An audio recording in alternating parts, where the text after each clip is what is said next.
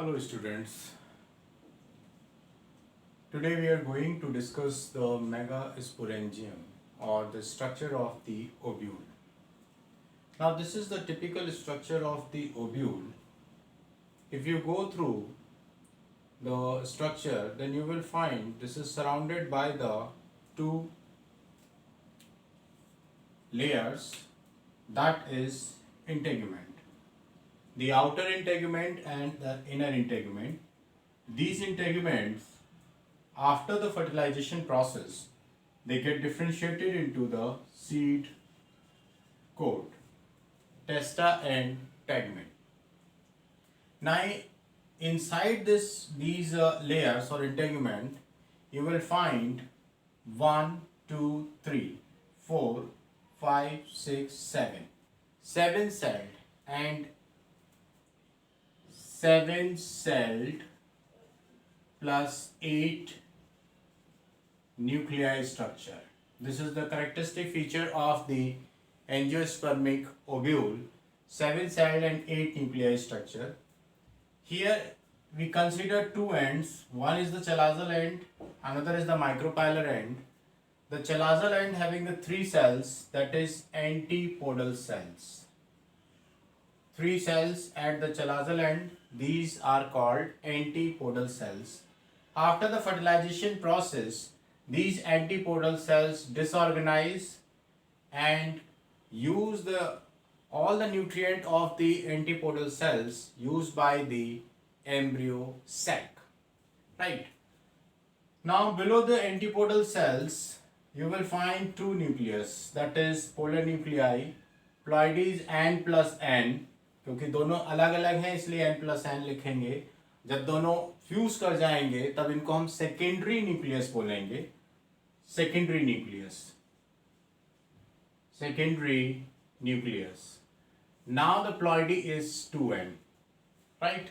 So secondary nucleus that will fuse with the one male nuclei to develop the triploid endosperm. पहले ही आप लोग पढ़ चुके हो इन द 11th स्टैंडर्ड. जो ट्रिप्लॉइड एंडोस्पर्म है, that is the characteristic feature of the angiospermic plant.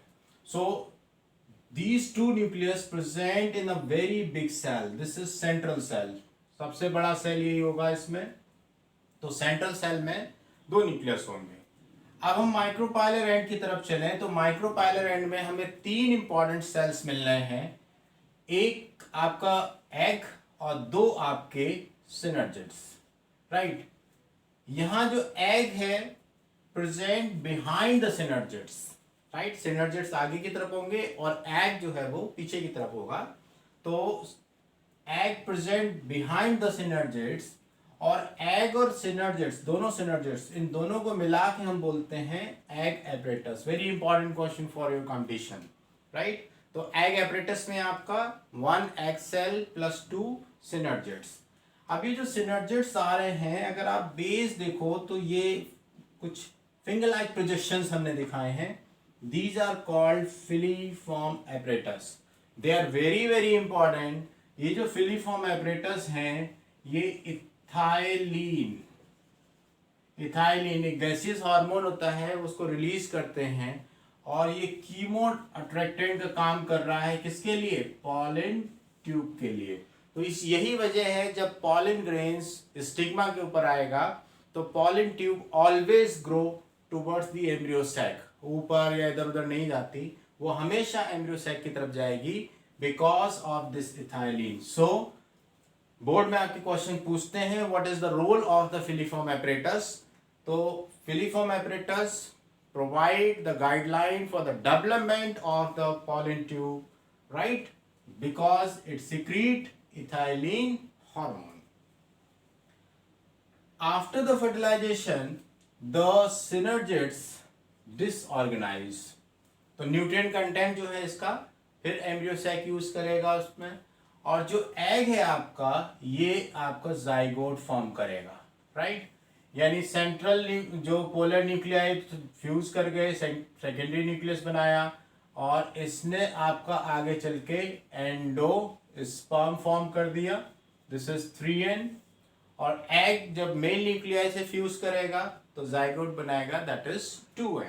ठीक है, अब जो मेन बॉडी है पूरा ओव्यूल की, this main body is join at a point, this point is called hilum और हाइलस। कोई चेंज नहीं आता, सीड में भी आपको हाइलम और हाइलस मिलेगा। ऐसे ही फ्यूनिकल जो है, फ्यूनिकल आपका सीड स्टॉक बनाएगा, सीड स्टॉक। ठीक है, और जो माइक्रोपाइल एक स्मॉल पोर है through which the pollen tube enter into the embryo sac. तो ये माइक्रोपाइल का भी कोई मॉडिफिकेशन नहीं होता। You will find a small pore in the seed, that is the micropyle.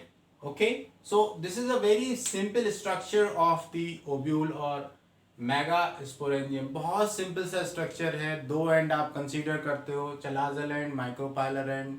ठीक है, दो लेयर्स आपको मिलती हैं, that is the integument, outer integument, inner integument. After fertilization ये दोनों ट्रांसफॉर्म हो जाते हैं सीड कोड में, टेस्टा इंटेग्यूमेंट सीड कोड बना रहे हैं। ठीक है, one central cell with two nucleus, जिनको आप पोलर न्यूक्लियाई कह रहे हो। जब पॉलन ट्यूब एम्ब्रियो सैक से फ्यूज करेगी तो ये पोलर न्यूक्लियाई दोनों फ्यूज कर जाते हैं, सेकेंडरी न्यूक्लियस बना देंगे, प्लॉइडी लेवल इज 2n। अब जो दो मेल गैमीट आ रहे हैं, ये एक मेल गैमीट आपका इसके साथ में फ्यूज कर जाएगा तो 3n स्ट्रक्चर बनाएगा, that is called endosperm nucleus, और फिर उसके बाद एंडोस्पर्म सेल। ठीक है, उसके बाद जो है वो चलाजल एंड पे 3 सेल्स आ रही हैं जो आपकी एंटीपोडल सेल्स हैं, डिसऑर्गेनाइज हो जाती हैं, कोई रोल नहीं। माइक्रोपाइलर एंड पे भी 3 सेल्स आ रही हैं जिसमें 2 सिनर्जिड्स हैं, एक एग है। तो ये दोनों स्ट्रक्चर को कंबाइंडली हम बोलते हैं एग एपरेटस, राइट। एग जो है वो फ्यूज करेगा 1 मेल न्यूक्लियाई के साथ में, जाइगोट बनाएगा 2n structure, later on it will develop into the embryo. ठीक है, वाइल सिनर्जिड्स जो हैं उनमें आपको बेसल रीजन पे फिंगर लाइक प्रोजेक्शंस मिलते हैं जिनको हम बोलते हैं फिलिफॉर्म एपरेटस, राइट। कीमोट्रेक्टेंट का काम कर रहे हैं, क्यों कर रहे हैं? क्योंकि इसमें एथिलीन सीक्रेट कर रहे हैं, तो they provide the guideline for the development of the pollen tube. ठीक है, आफ्टर द फर्टिलाइजेशन सिनर्जिड्स जो है वो डिसऑर्गेनाइज हो जाते हैं, एक्स बॉडीज बनाते हैं। मेन बॉडी जो ओव्यूल की है वो एक पॉइंट अटैचमेंट होता है जिसको हम कहते हैं हाइलम या हाइलस, कोई चेंज नहीं होता। सीड में भी हाइलम हाइलस मिलेगा आपको, एक डिप्रेशन।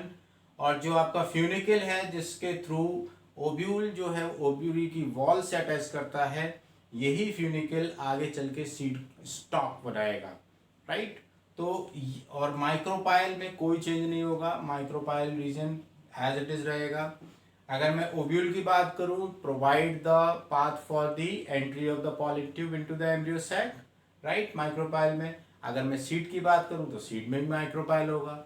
यहाँ क्या होगा, सीड में मॉइस्चर एंटर करेगा जिससे कि वो उसमें इम्बिबेशन प्रेशर बढ़ जाएगा और सीड कोड बस्ट होगा and germination is easy, right. So this is very simple structure, important structure है आपके बोर्ड के लिए, right. I think each and every detail of the ovule or megasporangium is clear to you. Okay.